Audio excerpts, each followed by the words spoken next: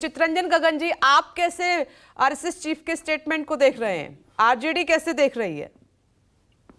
देखिए विपिन जी, मोहन भागवत का बयान न संयोग है न प्रयोग है। यह काफी सोच समझ के दिया हुआ बयान और इसके कई आयाम।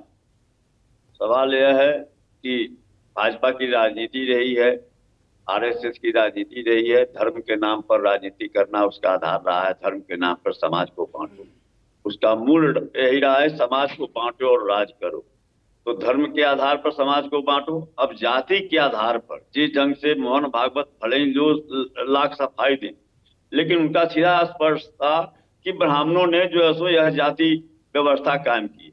ब्राह्मणों पर मतलब कि वह समाज को कहीं न कहीं एक तरफ ब्राह्मण के खिलाफ में अन्य वर्गों को खड़ा करने का उनका यह प्रयास रहा है और उसी संदर्भ में दिया गया है। अब पंडित का विवेचना करते हैं, सभी जानते हैं कि पंडित किसको कहा जाता है, इसलिए वह कोई छुपी छुपाई बात नहीं है।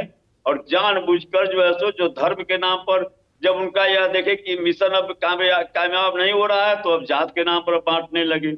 और इसी उधेड़बुन में एक यह है, दूसरा है कि अभी जो अडानी का प्रकरण जो चल रहा है पूरे देश में, जिस ढंग से आम लोगों का पैसा और एक बड़े सरकार के संरक्षण में जिसको उसको जो है सो हेरा फेरी कर दिया गया, उस पर जो एक बहस चल रही है, उससे ध्यान हटाने के लिए यह जो है सो लाया गया है। तो दो इसके पहलू।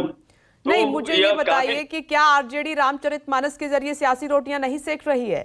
जाति का तो सबसे ज्यादा मुद्दा बिहार से ही जोर पकड़ रहा है। नहीं विपिन जी, मैंने रामचरितमानस पर सवाल नहीं उठाया, ना आस्था पर सवाल उठाया। मैंने रामचरितमानस शुरुआत तो आपकी पार्टी से ही हुई है ना? चितरंजन गगन जी, बिहार से ही हुई है इसकी शुरुआत। नहीं, रामचरितमानस की जो पंक्तियां हैं, जिसके बारे में समाज के महिलाओं के बारे में, अति पिछड़ों के बारे में, समाज के जो अंतिम पायदान पर जो लोग हैं, जो कर्मवीर हैं, उन लोगों पर जो सवाल उठाया गया है, जिनकी समाज के रचना में महत्वपूर्ण भूमिका रही है, उन पर जो सवाल उठाया गया है, उनके बारे में जो शब्दों का प्रयोग किया गया है, मेरा केवल उस पर आपत्ति है। मैंने कभी रामचरितमानस पर या आस्था पर कभी सवाल मैंने नहीं उठाया और मैंने किसी को इसके लिए दोषी नहीं करार दिया। लेकिन यह तो जो सो देखिए, सीधे तौर पर आज तक हिंदुस्तान के इतिहास में शायद पहला व्यक्ति मोहन भागवत हैं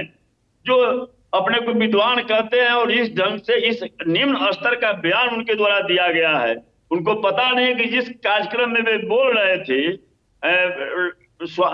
संत रविदास के जो आयोजन था उसमें, और उनके गुरु रामानंद जी ब्राह्मण थे और उस ब्राह्मण पर उन्होंने आरोप लगाया है, उस ब्राह्मण को उन्होंने कटघरे में खड़ा किया है, समाज से अलग एक खलनायक के रूप में ब्राह्मण को उन्होंने पेश किया है। नहीं चितरंजन जी, मुझे एक बात का जवाब दीजिए। आप उन चौपाइयों की बात कर रहे हैं, कुछ शब्दों की बात कर रहे हैं जो रामचरितमानस में नहीं होने चाहिए थे, जैसे कि आपकी पार्टी के नेता ने कहा भी था। जी, बस। तो फिर आप आरएसएस चीफ के बयान को ये क्यों बोल रहे हैं कि सोच समझकर दिया गया बयान है? वो तो आपकी बात कर रहे हैं। मैं तो जो बयान दिया उस पर मैं कायम हूं कि रामचरितमानस की जो कुछ पंक्तियां हैं जिसमें महिलाओं के बारे में और जो जिनको आप SC/ST कहते हैं, BC कहते हैं, उनके बारे में जो शब्द का प्रयोग किया गया, उनके बारे में जो अभिव्यक्ति की गई है, मेरी आपत्ति उस पर है। संजीव,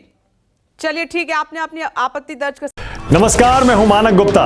अगर आपको हमारा ये वीडियो पसंद आया हो तो इसे लाइक और शेयर जरूर करें और हाँ, हमें सब्सक्राइब और फॉलो करना ना भूलें ताकि आप देश और दुनिया की कोई खबर मिस ना करें। तो जुड़े रहिए हमारे साथ और देखते रहिए News 24।